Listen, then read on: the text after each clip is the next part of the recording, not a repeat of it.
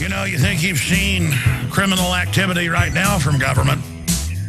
When societies follow this path, it only gets crazier until everything collapses. Think about history. Think about all the other governments and the corruption and the out-of-control behavior. Ceausescu would just turn the power off to the whole country to train everybody to accept being charged more, and he basically owned and controlled the power company. And then only the lights would be on in his palace, just as a way to control people. They're now doing that here with this same mafia, shutting down all the power plants that General Electric doesn't own, so that they then make double, triple, quadruple the profits, just like Enron did in California using the environmentalist. These are criminals. Gerald Celente is with us till 40 after. Then the one, the only, Lindsey Williams joins us with some incredible breaking news. Gerald, you're right. The collapse is on. I wanted to bring this point to your attention. You know, they passed the NDAA, use the military on the streets, indefinite detention of citizens, North Korea-style legislation. Now I got secretive documents that have been confirmed that Halliburton subsidiary KBR is preparing to activate the emergency camps for financial collapse around the U.S. So for the first time ever, they're now putting the contracts out to begin manning the FEMA camps. Gerald Celente. What's your view on that, Gerald? We dropped off a little bit. I heard part of it about them activating the emergency camps. I totally believe that's the reason why they passed that legislation, which is going to be one of our top trends of 2012, economic martial law. I've been talking about this before it's happened. And what they're going to do is the European system's collapsing. It's collapsing. There's no way of saving it. The entire financial economic system is under collapse. In China, look, pick up yesterday's paper. Check out what's going on in Brazil. They were growing, Alex, at about 7.5%. They're down to 0. It's going to happen around the world. You look what's going on in China. Housing, 3-month slump, and it's declining like wildfire. Empty buildings all over. The bubble is bursted. There's no way of salvaging this. What I've said is that after the holidays, after they get the people to spend the money that they don't have on Christmas junk, they're going to pull the plug in the first quarter of 2012. When that happens, they are going to institute some form of martial law, economic martial law.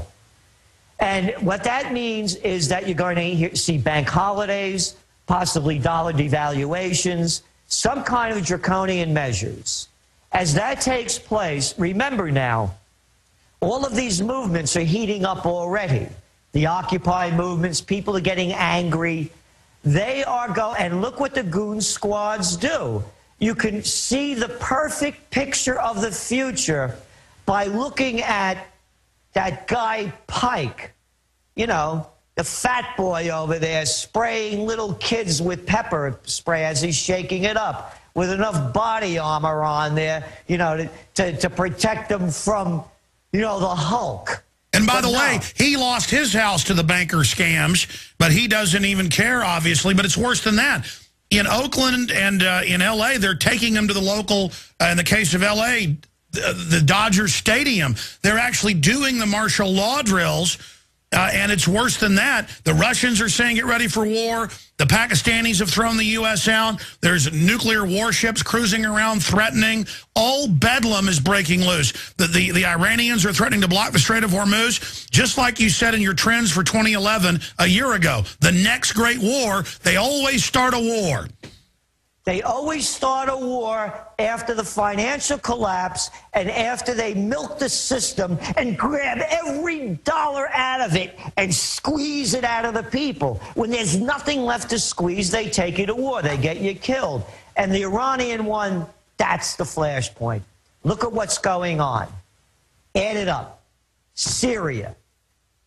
It's collapsing. They have a huge amount of problems over there. The United States is supporting the anti-government movement, as is other European countries. And now Turkey's moving into that. Who is Syria's greatest ally? Iran.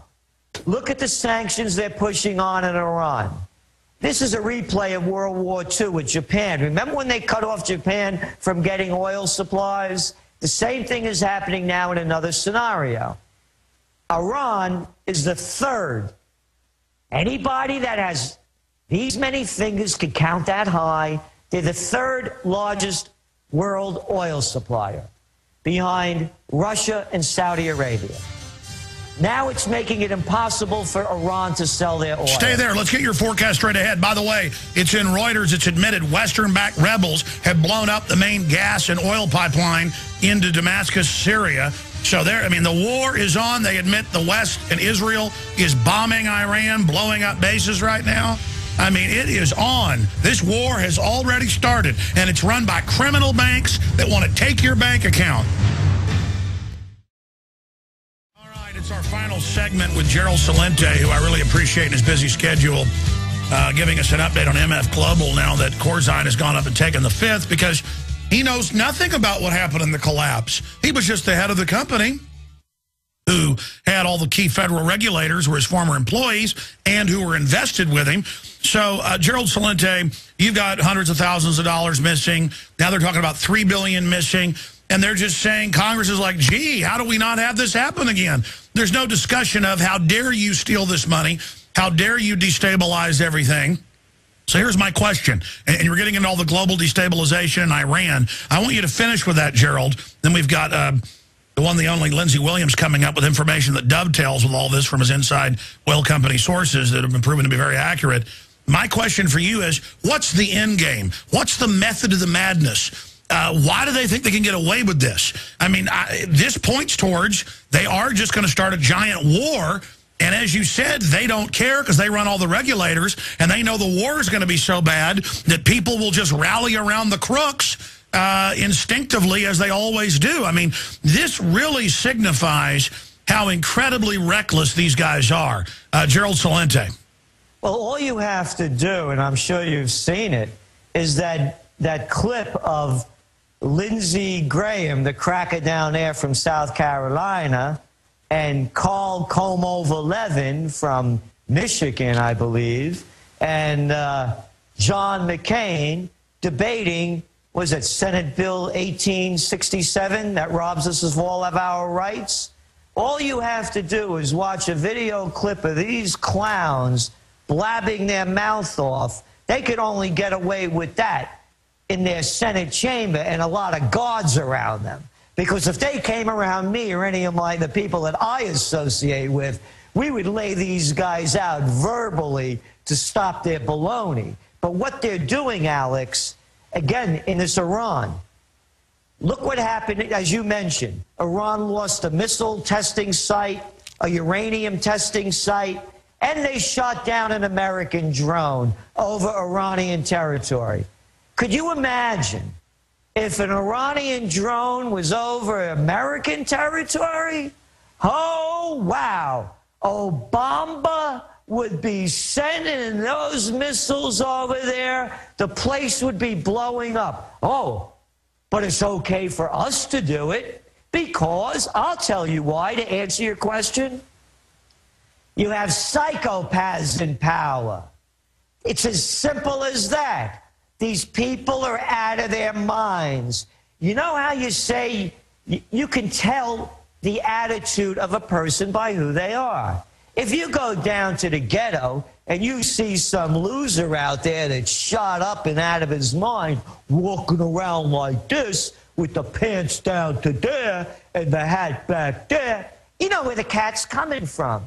If you watch Lindsey the cracker Graham over there in South Carolina talking as he's weaving back and forth like this with his hands in his pocket, or Como-Levin telling us to jive, or McCain that's stiff as a board and you wonder if he has a brain left in his head, you can see who's taking us down the crapper. You get it? You have crazy people running the country. They're psychopaths. Well, you're right, and so that's where they're taking us. War, destruction, death, and they love the big crises. They've got the FEMA camps ready. They're publicly saying, I mean, Graham said, you bet we'll arrest citizens in America. You bet we'll kill whoever we want worldwide.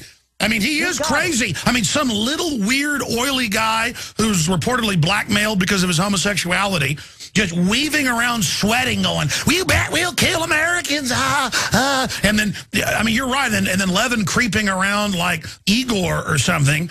And then McCain looks completely insane. I know, and these people are telling us what to do. It's beyond the belief. They're telling us what to do. They're telling us that that the Graham cracker over there, he said America's a battlefield. He's saying this is a battlefield. Look, I know commuting to work back and forth every day isn't a lot of fun, but this is no battlefield. There's been no attacks. He's talking about Al-Qaeda. What Al-Qaeda? You even hear Petraeus, who's now the head of the CIA, saying that in Afghanistan, there's lucky to be 100 Al-Qaeda left. What are they talking about? They're there for the opium, but in closing, Gerald, clearly they're capable of staging events. Clearly, now the Justice Department documents, CBS got them, confirming that they did plan to ship the guns to Mexico to blame the Second Amendment. In the words of the CBS, ATF created the problem so they could be the solution to it. And the memo said that they could use this to ban semi-automatics. I mean, right there, these guns have killed conservatively hundreds of people, including 3 police officers here in the U.S. and Border Patrol. I mean, this is an example of the mindset of these people, Gerald.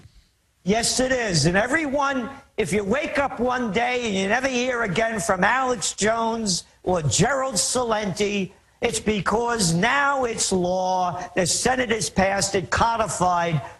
The military could come in, crash into your studio and our offices, grab us, take us away, send us to do whatever they want with us. We have no trial. We have no jury. We have no rights. And everyone out there better find the moral courage within them to stand up, speak out, and take action, because you're only going to become a slave. The slavery laws are in place. You will become a slave for Walmart, Target, Federated Stores, ConAgra, go down the list. They're in control, and they're going to take away everything. The economic martial law will be imposed. There's going to be a bank holiday, a very high probability of it in the new year. The system is collapsing, and now they're putting the goon squads in place to lock you up and throw you away. Well, wait, Gerald, in closing, even Greece now admits there's bank runs going on over there. More and more people are getting their money out here. I mean, this is really, really creepy what's going on.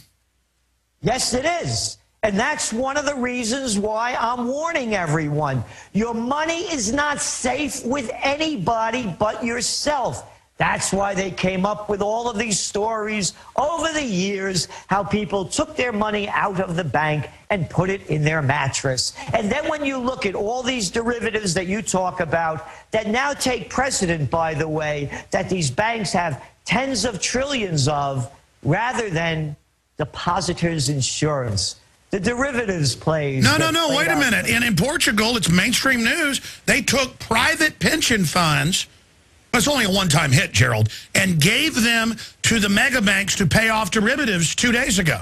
They actually, so the government took control to protect them and took 30% off the top to give the bankers. Private ones, not even some cop's pension, which I hear them on the media selling. Well, they got too big of pensions. That's not their money either. The cops paid into it. The firemen paid into it. I mean, they're really maneuvering everyone to steal everything. And in closing, because we're going to our next guest, and I know you've got to go, and we appreciate your time, friendsresearch.com. We'll get another update from you next week if you can be gracious enough to do it, Gerald.